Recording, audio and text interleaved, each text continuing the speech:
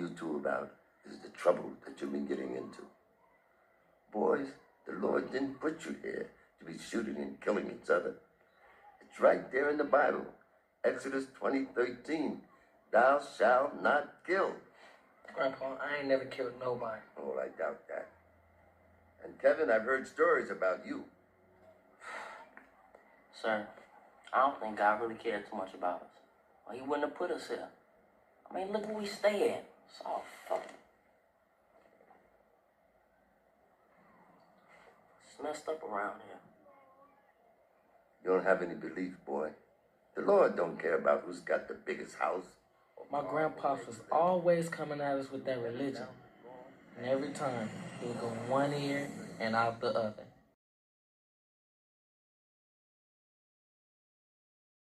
Went after him. Fucking book. It's not a fucking book. It's a weapon. A weapon aimed right at the hearts and minds of the weak and the desperate. It will give us control of it. If we want to rule more than one small fucking town, we have to have it. People will come from all over. They do exactly what I tell them if the words are from the book. It's happened before. And it'll happen again. All we need is that book.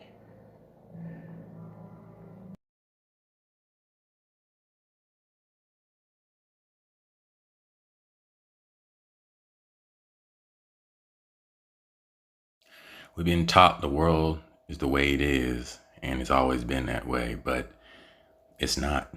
You know, everything's been turned upside down. Now, according to the verbal map of Professor Boyd Dawkins, the blacks were pushed into the highlands of Scotland. If you look at the map, you can clearly see that the Stewart clan named in the highlands in the lowlands of Scotland. Let me give you an example, ESPN.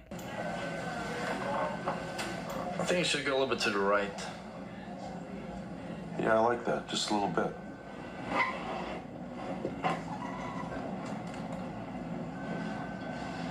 How's that? That's good. Yeah? Good?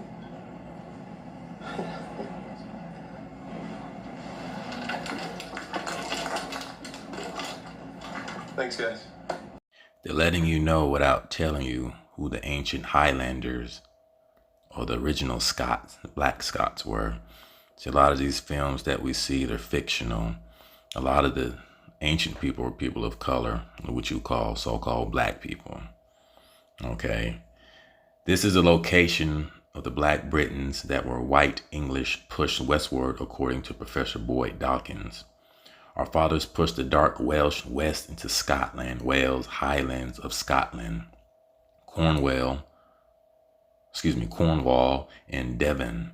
King James VI of Scotland was a Stewart Highlander.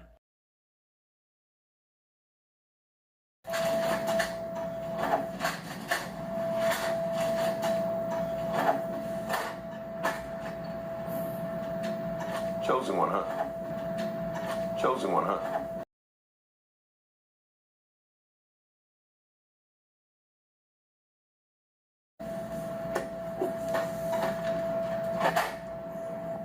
Since as far back as the 12th century, families in Scotland were recognized in networks called clans, like the Wu-Tang Clan. The word clan comes from Gaelic, meaning children. Most clans had a chief, and families paid homage to their leader, living off his land and paying rent in kind in return for protection and alliance. Families often took on the name of their clan chief as a symbol of their loyalty. The writings of Professor Dawkins, the Ship's Manifest, and memoirs of John Mackey will validate that the 13 British colonies were founded by the Black Scots.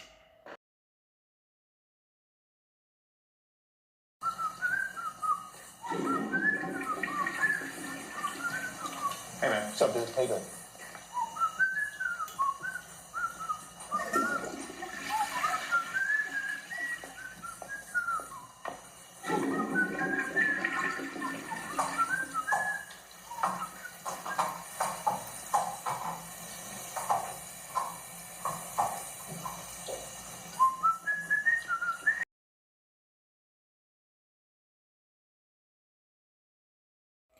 King of the Scots, Alexander II, 1198 AD, Highlander. The color of these Scottish Stuart kings are consistent with the verbal map given by Professor Boyd Dawkins. The Scottish kings lived in the highlands of Scotland, and the images are black. So far, the untempered artifacts support the writings of Professor Dawkins, and he is proving himself to be a reliable scholar. So this is King Matthew Stewart IV, Earl of Lennox, 1516 through 1571, grandfather of King James. And this is in the UK. The painting is by John Thane, Westminster Abbey Museum. But this is the grandfather of King James. This is one of the originals. But it's consistent to what he was saying, that the Negroes, or the Iberian, so-called black people, were there first. So, you know, with that saying, black man's never built anything, that's all a narrative and that's all a lie. You know, history has been whitewashed, obviously.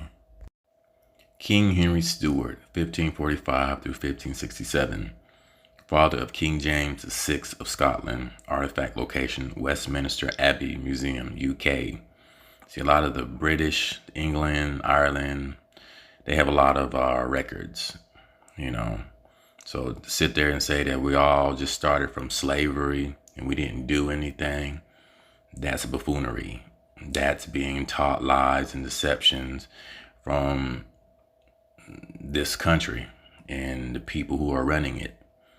They ought to be ashamed of themselves, and we ought to be ashamed of ourselves for believing that lie so long. I mean, we got these smartphones. I mean, they can tell us how to get to point A to point B. You just got to use discernment to know which information lines up, cross-reference, and do all this research, you know, because it's going to have to start with us. If we're going to want independence, or we're going to want liberation, we're going to have to do it ourselves with help, but we're going to have to do it ourselves. We're going to have to learn how to build and do all this work, because being a rapper, being an entertainer ain't shit. You can't run a society when you got half the population of young generation just want to be a YouTube star, they want to be a rapper. This music industry is a God blessing. We need to stop it. God don't like that we in this music business. God don't like that we talking about money, cars, and clothes, and hoes. So if you want to be in this music industry, you want to get money, understand what it comes with. That it's not from God, it's from the devil. Understand? I just want you to understand that, you know, because I don't want y'all to get lost in sauce and complain what y'all going through and why y'all going through it. Period. It's not from God. Stop saying it's a God blessing. It's not from God. It's from the devil. He gives you what you want so you can destroy yourself. That want to be a singer, shit, a plumber, electrician, a truck driver, a doctor, lawyer, and I know it's kind of cliche because you hear it so much, a firefighter. Nothing wrong with those types of employment. Also, when we get into the shit manifest, you will see that the deported Jacobites were described as brown-skinned, swarthy, dark-skinned, or nut brown. I am not interested in race as a weapon to crush other ethnic groups. My interest lies in teaching and telling the truth for a generation to come. It's become apparent that we cannot trust the government-sponsored institutions to teach us the truth about our black ancestors. I would like to leave the subject for a moment and show you the false teachings in the American educational system. They teach us that the Negro is poor, but how could that be? When the so-called Negro was deported from his homeland, the thief took his land, materials, and identity. I mean, this is just straight facts. Think about what you do every time you go to the mall or show. The moment you get up from your seat, someone else sits in it.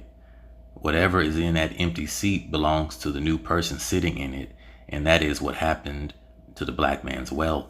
The moment you were stolen and sold, everything that was formerly yours became the wealth of the thief. The Negro has wealth still on both sides of the Atlantic. Someone has stolen his land, his identity, and his history. This is a recurring theme throughout the history of man. In antiquity, when one nation defeated another nation, they would deport the loser and install their own people in that nation. Hint, hint, America.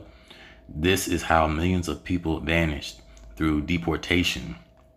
Just like they're trying to deport the Mexicans. Trying to say that this is not their land as well. Monday Calico. I would like to take a moment and focus on the pillow that King Charles I's shoe is resting on. The shoe says Monday Calico.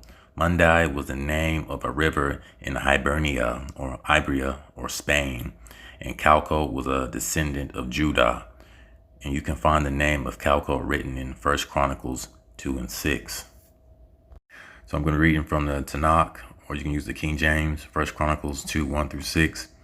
These are the sons of Israel: Reuben, Simeon, Levi, and Judah, Issachar and Zebulun, Dan, Joseph, and Benjamin, Naphtali, Gad, and Asher. The sons of Judah: Owen, and Shelah, which three were born unto him of Bashua the Canaanitess. And Judah's firstborn, was wicked in the sight of the Most High, and he slew him, or killed him. And Tamar, his daughter-in-law, bore him Perez and Zerah. All the sons of Judah were 5. 5 through 6. The sons of Perez: Hezron and Hamuel. And the sons of Zerah and Zimrah and Ethan and Heman and Calco and Dorah, 5 of them in all.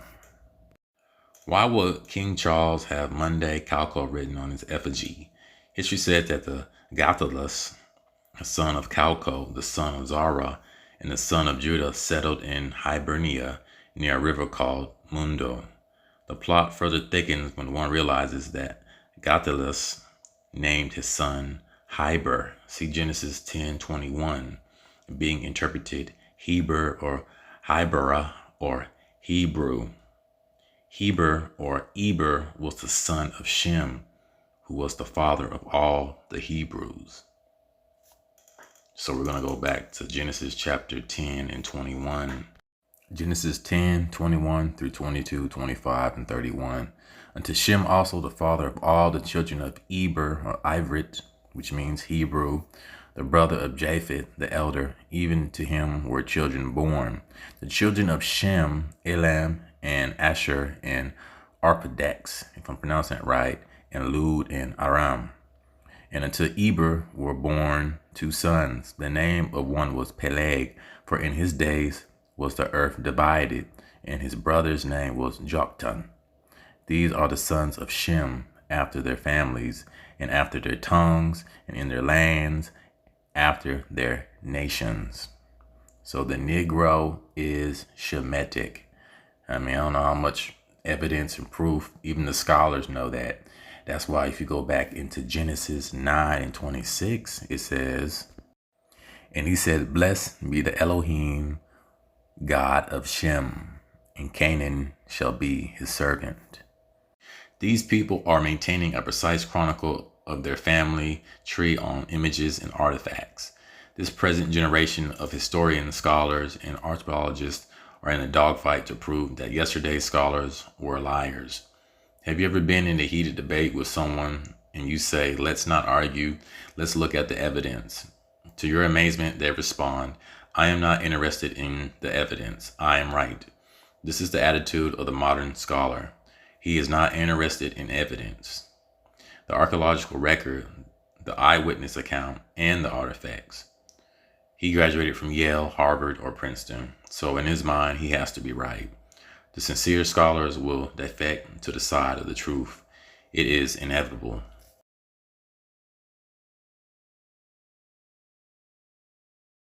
The Free Black Scots.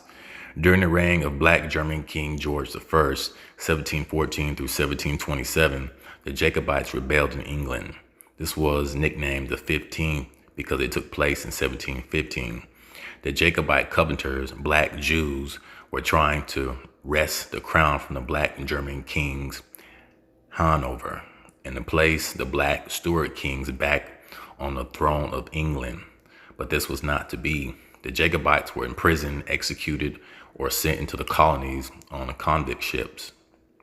I want to remind you that the free Black Scots that founded the Americas came during the reigns of King James I of England, Charles I of England, Charles II of England, and James II of England.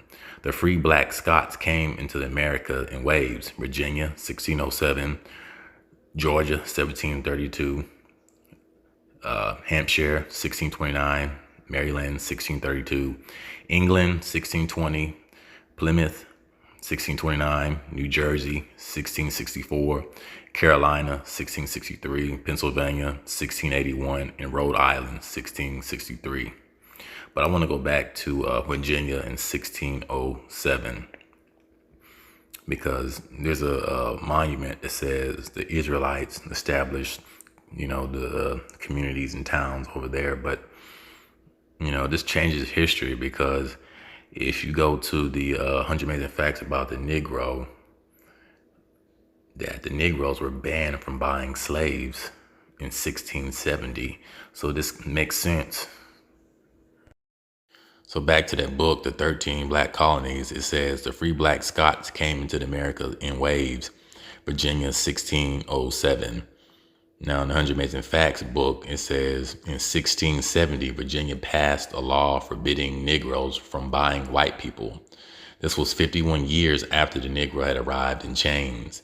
The same law was repeated in 1748. Free Negroes bought white people in such numbers in Louisiana that the state made a similar law in 1818. Pretty amazing. Now, if we go to 69, it says in 1860, there were 487,000 free Negroes in the United States, some of whom owned slaves.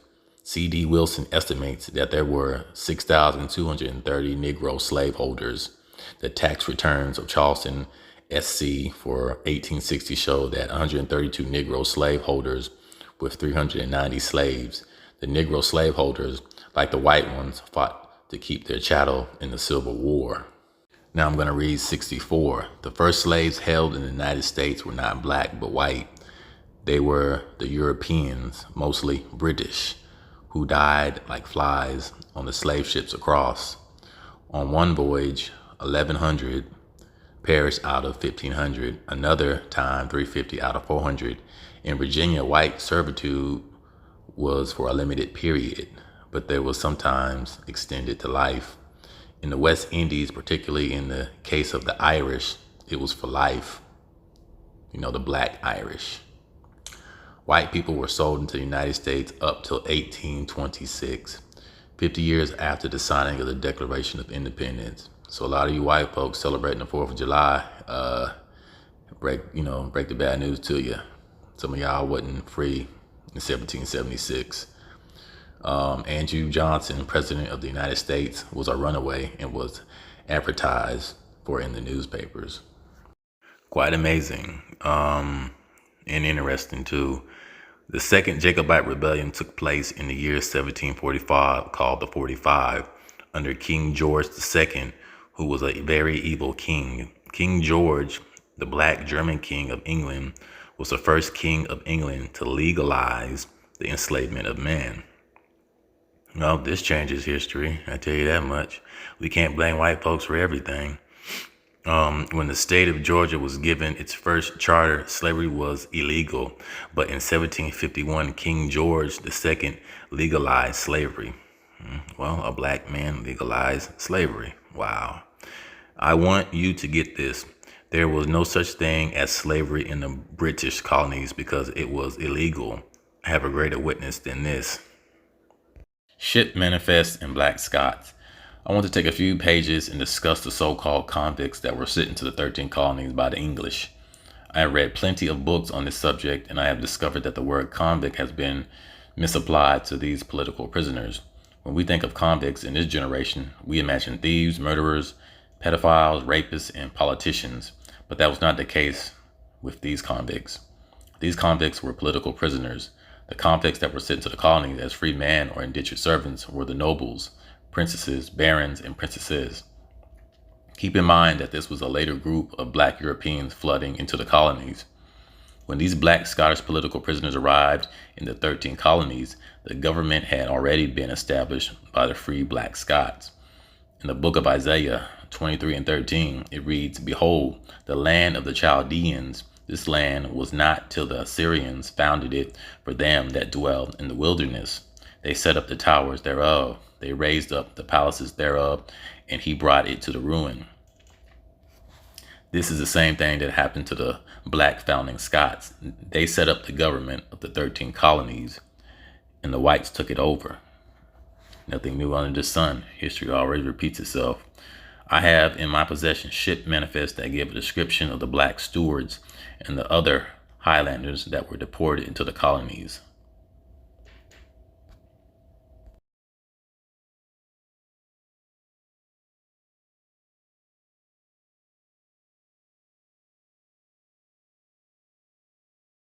So that myth we all have slave owners' last names can be put to rest, because we know there were different sets of blacks that was transported through the slave trade. You know, you had your black Europeans, you had your West African Judeans, and then you had the Aboriginal Negroes that were already here as well. So you had different Shemitic Negroes throughout the transatlantic slave trade.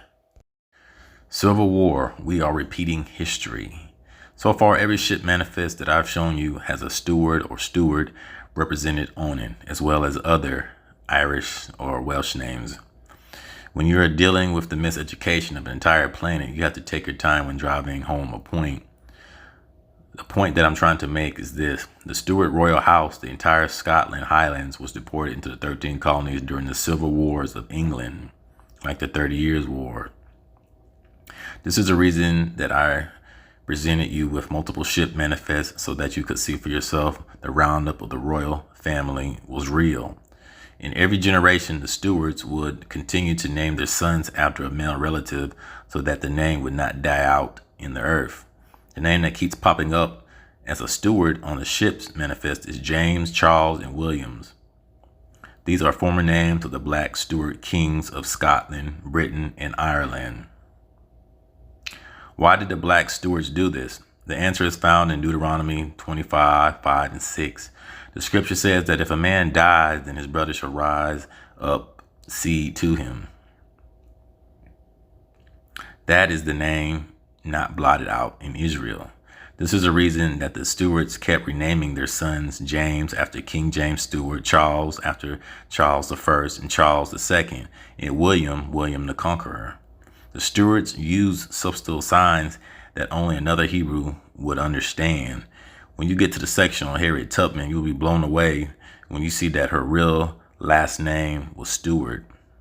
Is there a ship manifest out there that gives physical description of the Jacobites and the stewards that came to America as convicts and political prisoners? Yes, and you will be amazed by the description given. So I thought I'd look up my European ancestry. You know, that's the biggest misconception, is that when a lot of us so-called blacks or African Americans, or whatever you want to call yourself in 2020, when we see a continent, we always associate it with white. And that's a problem we need to get out of our minds, because so-called Negroes, or whatever you want to call yourself, Shemitic, you know, we've been everywhere. Okay. But this says this about my region. The history of Britain, the heart of our England and Northwestern Europe region, is often presented as one group of invaders after another displacing the native population, which is true. As the scholars said that the European whites came in 447 or 446 AD. The Romans, the Anglo-Saxons, Vikings, and Normans all left their mark on Britain, both politically and culturally. However, the story of Britain is far more complex. It's not really complex when people are telling the truth and you look it up and research it yourself. So it's not really complex. In fact, modern studies suggest the earliest populations weren't wiped out. Of course, they weren't wiped out. They was deported out of Europe into the Americas and started the 13 black colonies, but adapted and absorbed the new arrivals. Basically, that's just a way of saying that they adapted, they whited out and absorbed the new concept. And what we are taught in these school systems today, everything is whitewashed. So I just wanted to look up my name, Wade, and I thought it was quite interesting how it says that, of course, the whites, the Englishmen, or you call them barbarians, came in 449, and they pushed the blacks towards the coast. And it says by the year 607 AD, the English had pushed the Britons westward as far as Chester. The English carved out Yorkshire. Okay, that's quite interesting because when I type in my surname, which is Wade, last name. So when I look up the origins of Wade, the surname Wade was first found in Dunham, where they had held a family seat at Hilton Castle from very ancient times. Now we say that the so-called blacks were in rulership during the medieval. That's why they call it the Dark Ages. So I'm going to look up that word Yorkshire. I mean, why do you think they have that town up east called New York? So I looked up Yorkshire, and it says the early inhabitants of Yorkshire were Celts, who formed two separate tribes, the Bridge Knights and the Percy. The Bridge Knights controlled the territory, which later became all North Readings of Yorkshire and of West Riding of Yorkshire. The tribe controlled most of the northern England and more territory than any other Celtic tribe in England. So when you see the Boston Celtics, which are mostly black players now, the original Celtics were people of color, basically.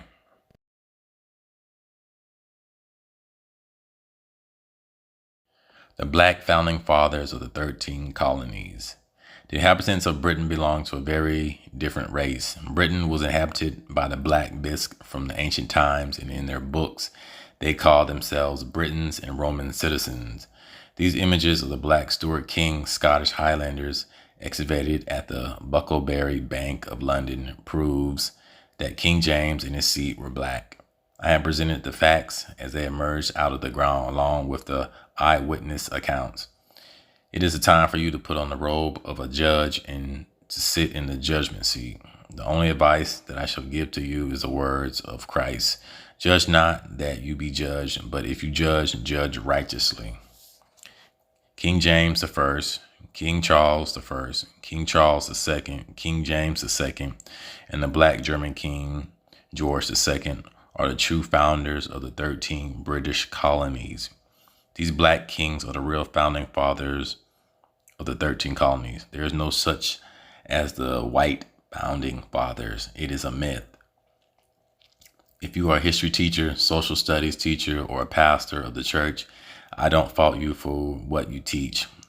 You have been teaching what you were taught, and that is not your fault. I believe that it was the Apostle Paul who said, when I was a child, I spoke as a child. 1 Corinthians 13, 9 through 12.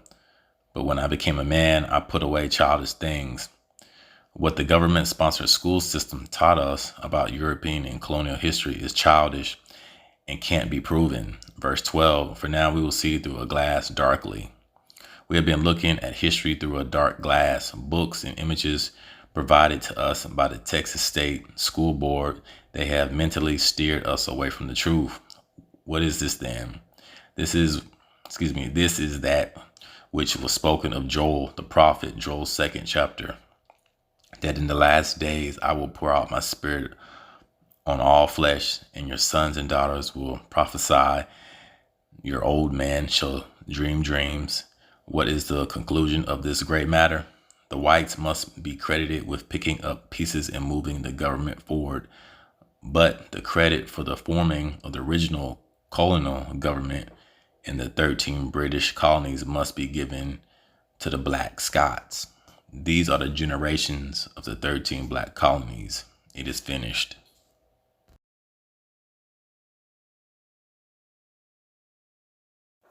my conclusion is that a lot of stuff in this book, I believe, is to be true. You know, I'm not gonna say that everything is truth. You know, I have to still do my research and my studying, you know, but this definitely turns history upside down. You know, you gotta have an open mind, you know, and the simple fact that, you know, a lot of us know that slavery wasn't our beginning. We know that the so-called blacks ruled in Europe, and it makes sense because just, you know, based on the narrative stories that they taught that blacks all just came from one continent, and then we all had slave names and whites was just in rulership. It didn't make any sense. And then once you start to do your own research on your last name, your surname, your DNA, you know, you can put the pieces together like a puzzle. You know, we in the age of information. We have more information than we, you know, could ever have, that our ancestors didn't have. So we may not have the spreadsheets or the documents with our last names, but we do have DNA, we have books, and we got to use discernment, you know, just like in studying the word. But peace and shalom. Before we go too far, I've got something to tell you. Excuse me, but I've got something to tell you first. Thank you for ruining my life. Ashley! What did you do? Everybody's always blaming me for everything.